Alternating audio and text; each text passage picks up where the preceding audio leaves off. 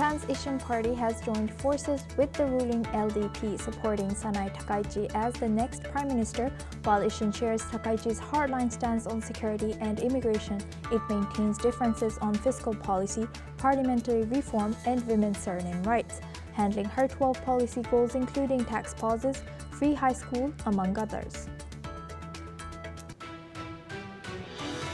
Gucci owner Kering has agreed to sell its beauty unit to L'Oreal for $4.7 billion in CEO Luca De Mio's first major move to cut the company's €9 billion debt. The deal L'Oreal's biggest ever, to include Creed and 50-year fragrance licenses for Bottega Veneta and Balenciaga, marking a strategic retreat from Kering's short-lived beauty venture.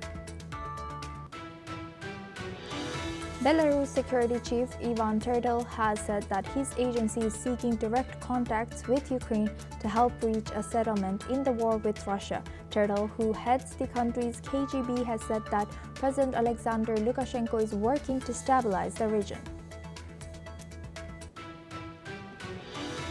Britain's Prince Andrew had asked Metropolitan Police in 2011 to dig up personal information on Virginia Giuffre, his teenage sexual abuse accuser. According to media reports, Andrew, the younger brother of King Charles, has stepped back from royal duties in 2019 and was stripped off of military links and patronages in 2022 as the scandal continues. Britain is drafting new legal powers to allow troops to shoot down unidentified drones. Defense Minister John Healey to announce the move follows recent incidents, including 19 drones crossing the Polish border and jets violating Estonia's airspace, amid growing concerns over unidentified drone activities across Europe, which Moscow denies. Germany plans to purchase 15 additional US-made F-35 fighter jets from Lockheed Martin for $2.9 billion, according to parliamentary sources. The move, backed by Defense Minister Boris Pistorius, would bring Germany's total order to 50 F-35s. Thieves execute a 4-minute heist at Paris Louvre Museum, stealing 8 priceless jewels from the French crown collection. President Macron condemns the theft, pledging to recover the stolen works.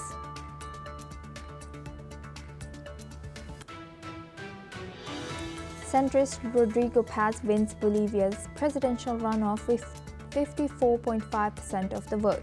Defeating conservative Jorge Tito Quiroga, Paz's victory marks a historic shift away from nearly 2 decades of leftist rule, taking office on November 8th. The European Union has agreed on a draft regulation to phase out Russian gas imports by January 2028. This step is part of the EU's Repower EU strategy to end dependence on Russian energy following disruption to gas supplies amid Russia's war in Ukraine.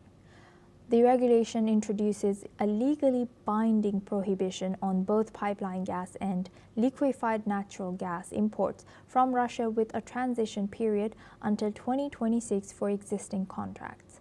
Energy ministers have also confirmed that national diversification plans will be required from member states to address challenges securing alternative gas supplies, while the full ban will be implemented by January 2028.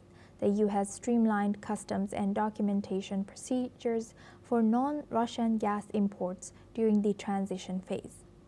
The move comes as the EU seeks to strengthen its energy security and reduce reliance on Russian fossil fuels, which have accounted for a significant portion of its energy imports in recent years. Now, for this discussion, we are joined by Professor Veselin Popovsky. He's a professor and vice dean at Jindal Global Law School, joins us live from New Delhi. Thank you very much, Professor, for joining us again. Good to see you. Professor, now looking at this, there's still a year for these EU member states to ensure the move away from Russian energy. So how can EU member states ensure these energy security while transitioning away from Russian fossil fuels? Well, there are many other suppliers. They don't need to buy from Russia. The world is full of suppliers of oil and gas, Russia produces only 11% of the global resources of oil, and even that is a bit uncertain, having in mind the Ukrainian drones reaching every Russian oil and gas source already. So it is obviously pragmatic to stop, and not only Europeans, everybody should stop buying Russian oil and gas, because first of all, it is immoral to buy that because that fuels the war. And second, because these are so uncertain. So from both ideological and pragmatic point of view, every country in the world, not only Europeans, should do. Actually, Europeans already did. There are countries that reduced their dependency on Russian oil and gas to almost zero. Of course, it's a bit difficult because these are private contracts between private companies. So basically, governments can regulate, they can impose some restrictions on companies that trade with Russian oil and gas, but in democracy, in market economies, it is not easy to implement 100% total prohibition, total ban on imports. But obviously Europe is moving that way, and it should continue, and not only Europe, but all actually the biggest buyers of Russian oil and gas are not the Europeans. Europeans minimize their supplies of oil and gas from Russia already back years ago. The question should go to India and China, the biggest suppliers of buyers of Russian oil and gas here. And Professor, what impact could this phase out have on Russia's economy and its energy exports? Well, it should have a definitely detrimental effect. Russia doesn't produce much apart from those resources, minerals and oil and gas. So cutting imports from Russia will affect the economy. It is already severely affected. The Russian economy suffers almost tragically, not only because of the sanctions of the Europeans and other countries, but also because of the constant uncertainty. Nobody invests in Russia for a long time already. The currency, rubles, is devaluated dramatically, but also about 40% of the Russian production goes into military equipment, into drones, into weapons. And such militarized economy, although it may look good on paper because they still can report kind of GDP growth, but these are weapons that basically are burned in Ukraine every day. So they produce what disappears in Ukrainian battlefield the next day. So that's not really a proper statistics to look at the end of the day. So yeah, Russian economy is a misery. It's probably the worst economic mismanagement ever in the Russian history, what Vladimir Putin is doing. And as I mentioned earlier, yes, it will be a very serious effect on the Russian economy, definitely. Thank you very much, Professor. Thank you very much, Professor Veselin Popowski, for joining us and sharing that insight. Now we stay in the region. German Chancellor Friedrich Merz has vowed to challenge and defeat the far-right Alternative for Germany, AfD, ahead of 5 state elections next year as the party surges in the polls. Merz's statement comes as recent polls and electoral results show that AfD has successfully capitalized on discontent among voters, especially in eastern Germany.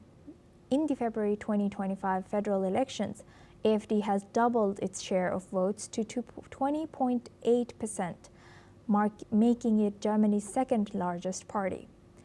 Chancellor Merz has also stated that AfD is the main opponent in the elections, while accusing AfD of trying to destroy the Christian Democratic Union of Germany.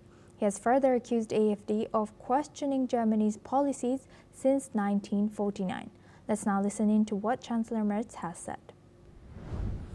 So, die AfD stellt nicht nur die Politik der letzten 10 Jahre in Frage, die AfD stellt in Frage die Grundentscheidungen der Bundesrepublik Deutschland, so wie sie seit 1949 getroffen worden sind. Sie stellt alle Grundentscheidungen in Frage, die auch von uns mitgeprägt worden sind. Und deswegen ist die von der AfD immer wieder bemühte ausgestreckte Hand in Wahrheit eine Hand, die uns vernichten will. Sie sagt es ja genauso selbst. Now for this discussion, we're joined by Mark Sutherland. He's a geopolitical expert, joins us live from London. Thank you very much, Mark, for joining us again. Good to see you. Now, Mark, what factors are driving this rise of far-right AfD in Germany? And to what extent can Chancellor Merz do confronting the AfD? Well, politely, we would need a few minutes to define what people need, but what they mean by far right. Right. It's words that are just thrown about. So let's start at that point. If you believe in your nation state, if you believe in the rule of law, if you believe in strong borders, if you believe in strict immigration restrictions into your country, then of course then you are not left wing, you are then right of center. And it's a very easy words to that the left of center, the centrists like the present chancellor would then throw at who he perceives as the opposition to him, that yes, they are rising and doing extremely well, because like a number of populists, as they slate populist parties and populist people, so leaders. So that is what is going on, because they wish to put their country and the needs of their country first. Remember also, Germany has seen a huge deindustrialization by bowing to the whole net zero construct. So that is what is also going on within that. Remember, history reminds us Germany has a huge history of industrialization and manufacturing output, and that is being under attack by other people's ideology. Hence why the AfD will be doing very well, Asuma. Right. So what do you think are the main reasons that this AfD party is gaining momentum or popularity? Because the people in Germany are concerned about immigration into Germany. They're also, as I said, they're concerned about the deindustrialization of Germany, and these issues. They're concerned about jobs. They're concerned about standard of living. Remember, under Chancellor Merkel in 2015. Open the doors in regard to that. And we also have to remember, historically, she is someone that was born and raised in East Germany, where according to the East Germans, there was no crime. That is something also that people in Germany are concerned about. Asuma. Thank you, Mark, for sharing that insight. Please stay with us as we stay on this region now. Now we move to France. Former French President Nicolas Sarkozy has been sentenced to 5 years in prison for criminal conspiracy. A court found him guilty of allowing his closest associates to strike a secret deal with late Muammar Gaddafi's Libya to finance his 2007 presidential campaign. On the eve of his incarceration, former Prime Minister Eduardo Balladur visited Sarkozy at his home. Meanwhile, French Justice Minister Gérald Darmanin has said that he will ensure total security for Sarkozy, who will become the most high-profile inmate in France when he enters La Santé prison. Let's listen in. Je pense que les Français, ce matin, ils ont tous un peu l'impression, enfin je crois, une grande majorité de Français, d'avoir été cambriolés. Et de même que Notre-Dame, quand elle brûlait, c'était notre église qui brûlait, même si on n'était pas catholique, se faire voler des bijoux au Louvre de façon aussi rocambolesque, c'est effectivement, ça affiche mal. Et par ailleurs, c'est une image de la France très négative. Il y a beaucoup de musées à Paris, il y a beaucoup de musées en France, il y a des valeurs inestimables dans ces musées. Ouais. Le fait que les vitres, par exemple, n'aient pas été sécurisées, c'est une question qu'on peut se poser. Qu'il y a moins de charges sur la voie publique, c'est une question qu'on peut se poser. Pour avoir été mise à l'intérieur. Je sais qu'on ne peut pas faire non plus la sécurisation totale de tous les lieux. Mais ce qui est sûr, c'est que nous avons failli, puisqu'on est capable de mettre un monte charge en pleine rue de Paris, faire monter des gens en quelques minutes pour récupérer des bijoux inestimables et donner une image déplorable de la France. Now for this discussion, we go back to Mark Sutherland. He's a geopolitical expert, joins us live from London. Thank you very much, Mark, for staying with us. Now, looking at this news, what does the conviction of Nicolas Sarkozy reveal, and how might his imprisonment affect public trust in political institutions and also future campaign finance regulations in Europe or France? Well, I think people's public trust is already at an all-time low. This is rather interesting, especially as you refer to 2007 and the history of that. I am not privy to the case fully or even more in depth of some of the accusations that are made. Sarkozy will be going, it looks like, facing a 5-year prison term. He will be the first French leader since Pétain, General Pétain, who then led the Vichy government on behalf of the Nazi regime.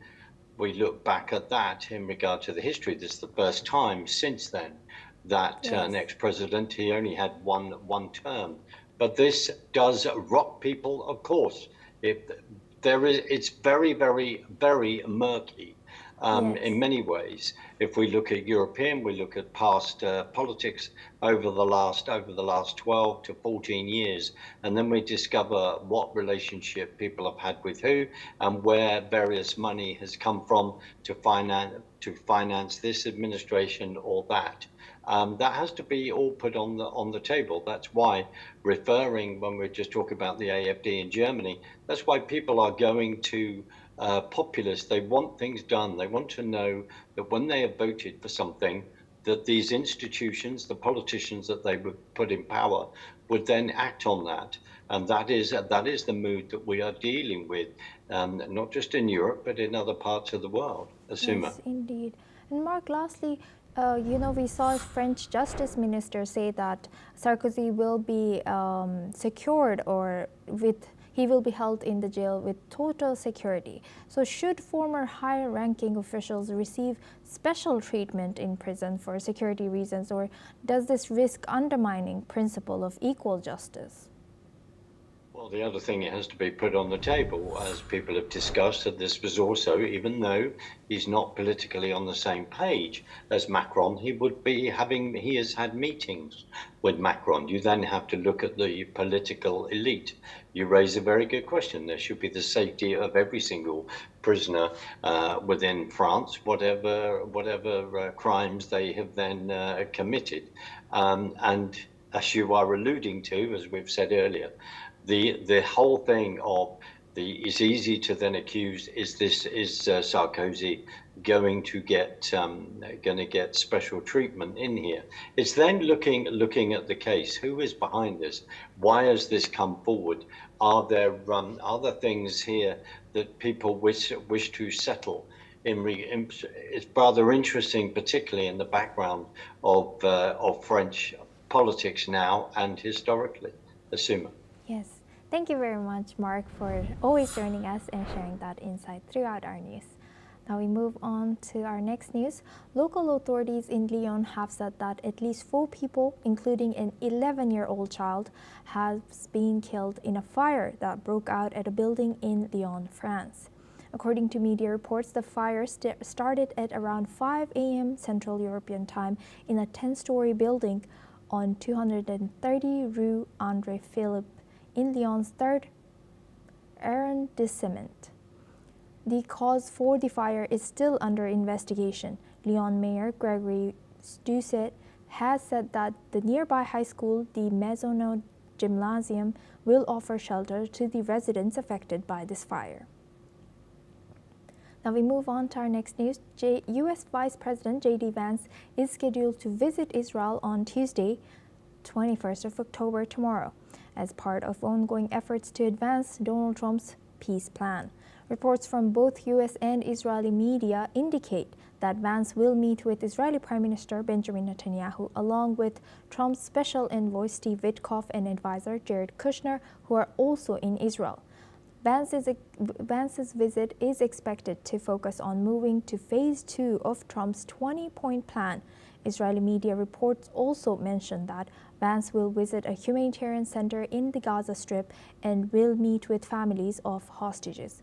Meanwhile, the violence in Gaza continues as the truce hangs by a thin thread, with the Israeli military carrying out airstrikes on Hamas's positions in retaliation for alleged attacks on its troops.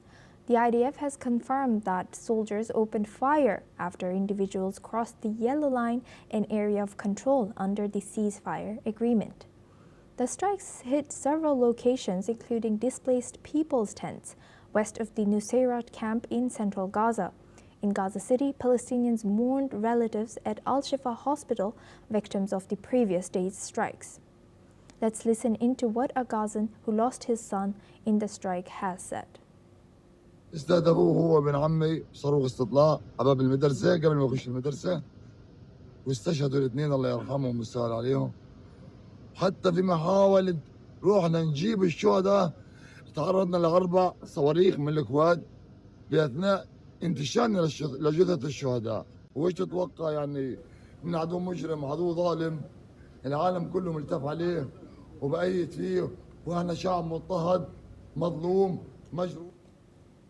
Now for this discussion, we welcome Mohammed Osman. He's an international relations specialist, joins us live from Cairo. Thank you very much, Mohammed, for joining us again. Good to see you.